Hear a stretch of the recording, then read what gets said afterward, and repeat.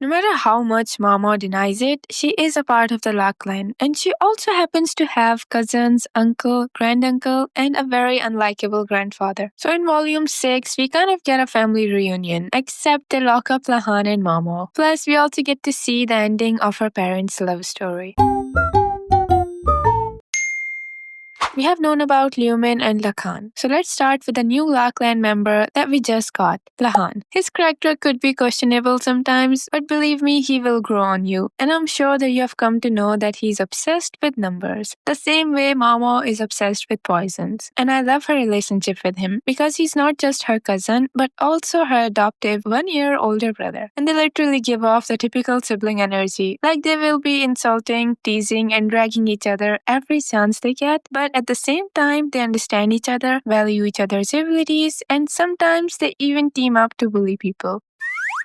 And I'm sure that they have known each other before because Mama knew about him when he came to visit her at the apothecary shop the first time. And when they were in the West, Lahan gives us an insight about how Mama would want to try giving birth as an experiment, but she would not have any interest in raising the kids. His plan was that she could give him the kid as he would raise them perfectly. And of course, the person he was convincing her to have kids with was none other than Jinshi. Mama straight up told him that he should get a womb transplant and do it himself, to which he seriously asked her if he could do that. And when Mama replied that no, you could not, he looked down at the ground, actually a little disappointed. His ideal partner was definitely a female version of Jinshi. So Mama thought that if their successor was a girl, he would definitely raise her and then make her his bride. She might have marked him as a pedophile at that moment, but perhaps it simply showed the depth of his devotion to Jinshi's beauty. She didn't doubt his faith that women who inherit even a fraction of Jinshi's looks would be among the most beautiful women ever lived. She also didn't doubt that Lahan was completely hopeless, totally worthless, and that if anyone ever asked her if she knew any nice men, he was the one person she would never ever introduce to them. Ever. He tried to convince her again, and their conversation ended with her stepping on his toes as she went by. Even later in the volumes, she continues to step on his toes every time he gets on her nerves.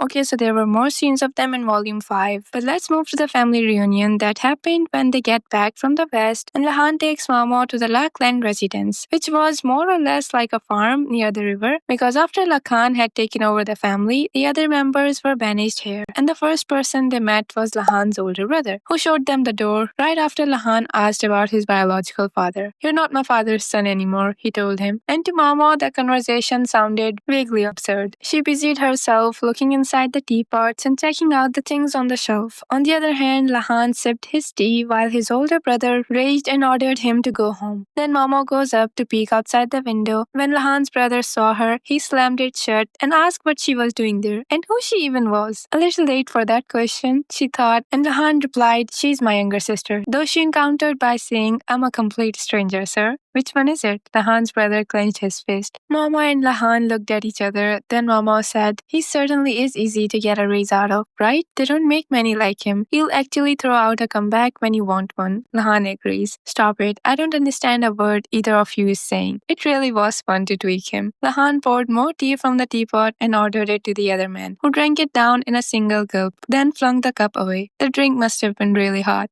"Excellent reaction. Aspiringly by the book," Mama said. "Right? You'd think the likes of him would be everywhere, but they're surprisingly rare, his type." They were bullying him and he kept on saying that he doesn't understand a word they're saying. But when they were done enjoying, they go back to the subject. "You seem to be intent on chasing us out. Might I ask why?" Mama said. "I mean, I understand that you might have despised this man for betraying his real family and joining up with that awful fox strategist," she added. "You've got it all wrong, little sister," Lahan said, but his brother crossed that by saying that she got it pretty much right. But that was not the point. Something else was going on there. And to confirm who Mama actually was, Lahan's brother actually asked if Mama was Lakan's daughter. Mama replied with a truly dire look. The brother shivered and shrank back. "Mama, don't look at my dear brother that way. You'll give him a heart attack." I said don't. Lahan sounded like he was talking to a child, and that only annoyed her more. Lahan's brother sat down and took a few deep breaths to steady himself. He opened his mouth, but Mama glared at him him, so he put a hand to his forehead and chose his words carefully. Look, it doesn't really matter who you are, you should get out of here as fast as you can. And if you are who Lahan claims you are, all the more reasons. Lahan continued to ask what happened, but his brother didn't want to tell them because if they got to know, then there will be no escape for them. Eventually, Maomao suspected that they would get the truth, except the plot twisted first. The door opened with a clatter, revealing an elderly man with a crane and a middle-aged woman. They were Lahan's grandfather and mother. His mother asked who Maomao was, insulting her in the way. Lahan replied to her the same. Little sister, Lakan's daughter, are you? The old man interjected. Maomao continued to look at the ground, but her face contorted into a scowl. Then the old man laughed and asked how did they hear about this? Lahan looked confused. What was he talking about? Maomao wondered, wearing an expression similar to Lahan's. Unconcerned, the old man continued.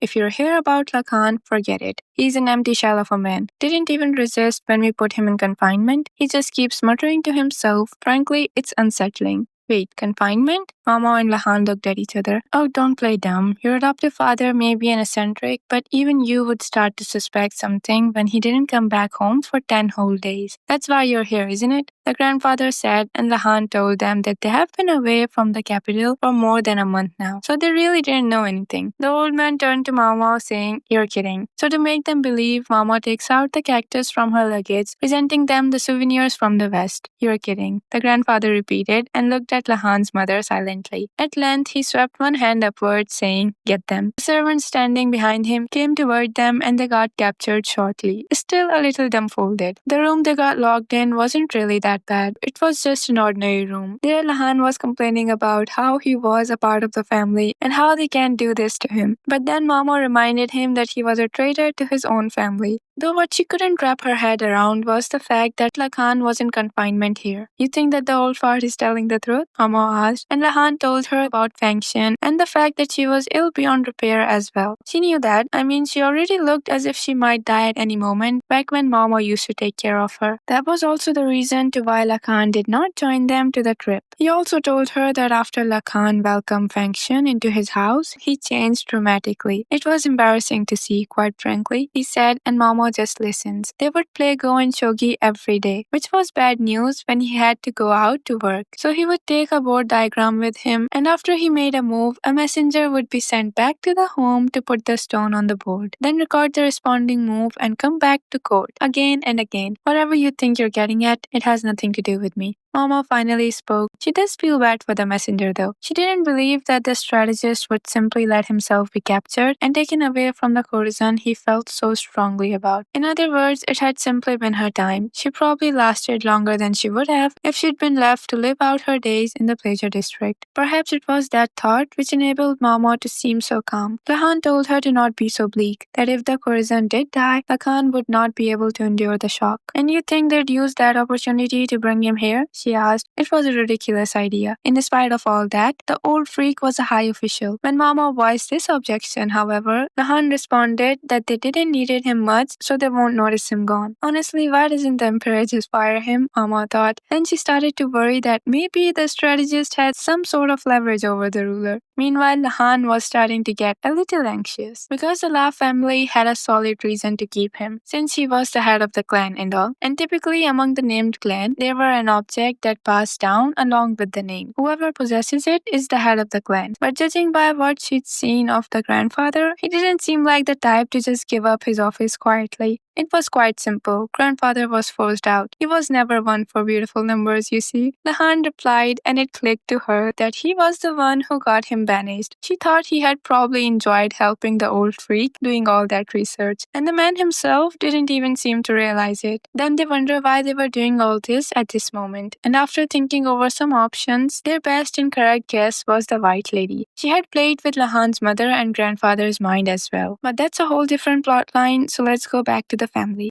Maomao and Lahan slept in a locked room, and in the evening, the grandfather took her to where Lakan was. The grandfather said, whatever we do, whatever we say, he just mumbles to himself, doesn't even try to talk to us. But your name, at least he remembers. Maomao was not happy about this. The only reason she had agreed to come to this house was because Lahan told her that the strategist won't be here. When they reached the room, they could see a filthy middle-aged man on the floor. The hair on his head hung loose behind him. A bowl was on the floor floor beside him. Grains of rice were stuck to his clothes and fingers. When Lahan saw him, he rushed up to him. The sight of the man, obviously out of it, must have stirred something in him. Lakan's mouth kept opening, forming silent words. He looked as if he were an addict going through withdrawal of some kind. But the grandfather was not giving him anything. In fact, he didn't even summon him. Lakan was the one who had called him. So the grandfather went to the capital to get him. There he was alone, with no servants, nobody, and he was bent over a go-board and muttering to himself. Even now it appeared that he was sitting before someone who was no longer there.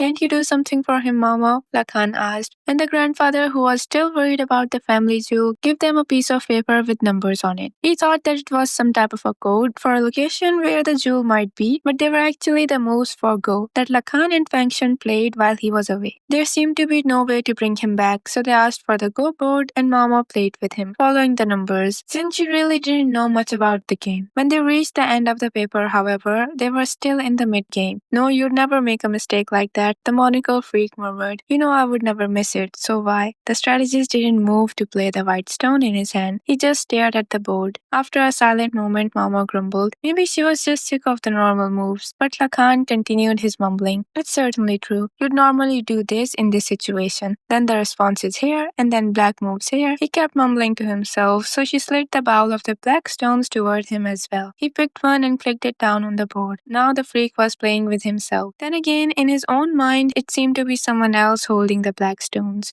Move after move after move. Finally, the freak stopped and the black won. The strategist rolled his knee to his chest and rested his chin on them. He rolled a ghost stone across his finger, still staring at the board. I had to wonder. I kept asking myself, how could you go before our last game was finished? You always hated to lose. I was sure you wouldn't leave before it was over. He was talking to himself, but was soon interrupted by the old man, who was asking for the family jewel again. He shoved Lahan aside and loomed in front of the strategist, who looked at him for a second and muttered, "You're a rather noisy ghost stone." But then he clapped his hand as he realized that it was his father, which also reminded him that he had to tell his father about his wife. So he took a cloth-wrapped package from his robe. Inside the package was hair, tied with a hair tie. Mama knew whom it belonged to. The grandfather turned beet red and aimed the crane at the strategist's temple. Lahan rushed up to him. Mama took out a handkerchief from her robe. The crane had slid down the strategist's temple, brushed his cheek, and wound up hitting his nose. And all this was so sad because Lakan wasn't a bad kid. He wasn't a bad man either. The man might have made an ass of himself around the court and people might fear him, but Mama had the sense that he hadn't done the same thing with the old guy. Same old guy who saw nothing but the family jewel and power. He grabbed his crane again and a blade emerged from within it. The strategist looked up but not at the blade. His eyes were fixed on something else. "Mama, what are you doing here?" So he had noticed her at last. But sensing danger, she moved to the wall. "Mama is here. Today we must have a feast," he said, clinching the hair clipping. Then he turned the hand toward Mama. "Won't you say anything? Just a word to your mother?" He looked at her with the strangest of expression. With his hagged face and filthy beard, he suddenly looked many years older to Mama. Normally, Mama would have simply ignored him, but now she dipped her head respectfully in the direction of the hair. Then the old man started again, asking them to not ignore him. However, now he had a sword in hand. So the three of them scattered. It was all they could do to escape the old man and his sword. Mama, seeking any kind of safety, hid behind a post. Then after a while, they heard a slow, calm voice asking the old grandfather to put the sword away. Mama looked to see the old man floating in mid-air, his legs kicking. Holding him was a man with a darker skin and a handkerchief around his neck. His clothes marked him out as a farmer. And this is where we meet Lahan's biological father. And he is so much like Lumen, kind, nice, and gentle. The old man kept shouting to let go of him, but the farmer calmly took the sword from him and slid it back into the cane. Then Lahan greets his father, and he is the first member there who actually meets him nicely. Then we see the man greets Maomao, his gentle face softened even more.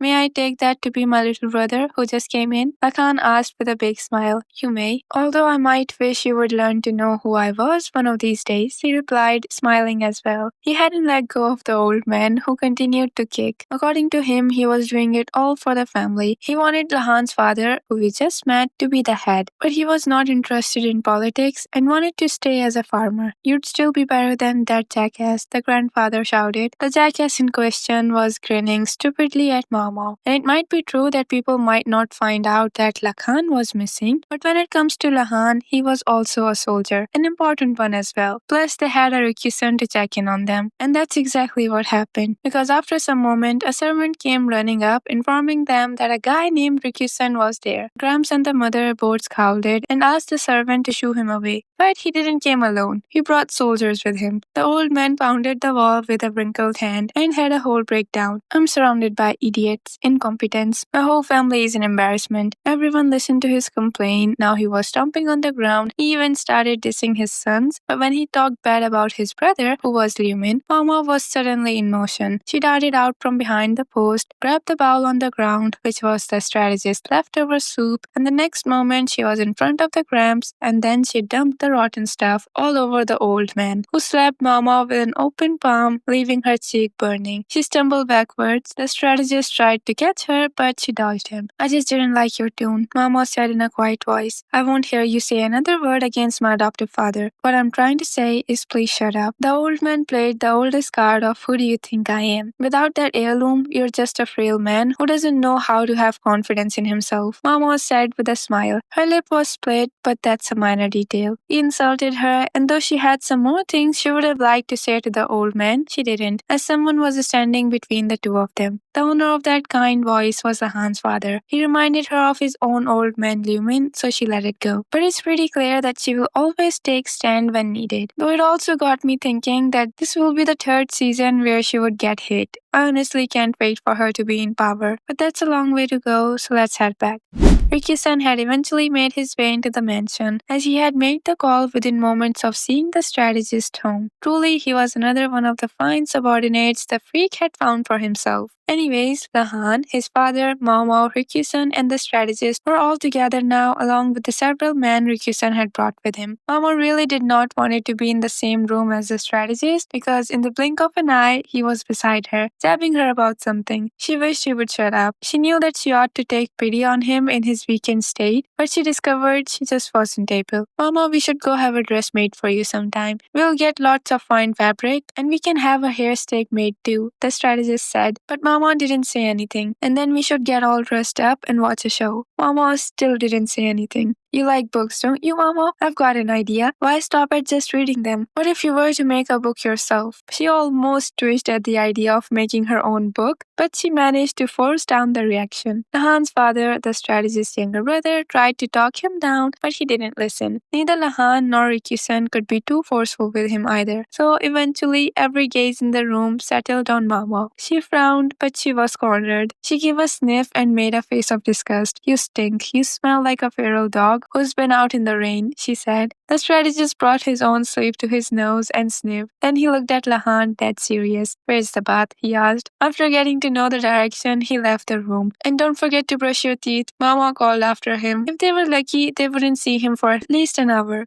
The conversation shifted to Rikyu-san and how quickly he got here. I had a tip, he replied, gesturing at Lahan's father. Not so much from me personally, the man said. Someone else went and told them. Someone who doesn't always own up to his true feelings. Lahan's father looked out the window, where Lahan's older brother could be seen. This is one of the reasons to why he's one of the fan favorite side characters in the story. He seemed to be the most sweet, innocent, yet so hardworking and chill character there. And though oftentimes he's used as a comic relief, but still he's a great character. Him and his father both. And they weren't even banished from the capital, they just like working in the farm. Then they discussed the plot again involving plague, and Mama and Lahan suggested they increase the sweet potatoes harvest to get over the plague. After some time, Lakan returned, scolding Mama, informing her that he had taken a bath. And the thing was that he wasn't wearing anything except a layer of underwear. This is why I say that sometimes I do feel bad for him, cause the way Mama just runs from him. But the other times, I'm definitely with her. Not bothering to hide her annoyance, Mama poured some of the cold tea into a cup. Then she took out a small bottle from her robe and added several drops of its content to the drink. She held it out to the strategist, who thought that she was serving him tea. His eyes beamed with tears of emotion as he took the cup and drowned it in a single gulp. There was a brief moment of silence. No sooner than he had drank the tea, a shiver passed through his body, and then he collapsed on the floor. Maomao had just given him a little bit of alcohol. Not interested in seeing more of him, she brought a blanket from the bedroom and draped it over him. Lahan and Ryukyusen then carried the freak to the couch. This is where he mumbled that he wants to create a go book. It was a good idea, and he did end up making one. Not only that, he even starts a competition of Go in the future volumes, and the prize was a favor from him. Spoilers, Jinshi joined that competition and works really hard for it, because he really did wanted a favor from him. Or maybe I should say, he wanted a blessing from him. It's in volume 8 if you want to read. The sleeping strategist looked very peaceful. Maomao had expected him to be more depressed about things, but it seems not. He gave no hint of being weighted down by the grief, but was his usual freakish self driving ahead. Lahan and his father told her that the strategist wanted Fengxian to be his wife, not a mistress or anything else. That's why he wanted the parental approval. He seems to be the romantic one. But Momo said great and sat down like it had nothing to do with her. It did, however, broke a piece of my heart. So that was how the Lakan is introduced and how one of the saddest love stories came to an end. Though I do wonder how things would have turned out if they were a happy family, if Lakan had got to know about Fengxian before. But still, I'm glad that the author kept her with him in light novel, while she died in the web novel before she even gets a chance to meet him. Alright, I guess that's it. I hope you enjoyed the video. Tell me your favorite Lakan member. Thank you for listening to me. Take care of yourself and goodbye. No, you'll never be the same. I don't really wanna hurt you, but I can't control the pain. If you're sticking by my side, maybe we could be okay. Okay, maybe you could be the change.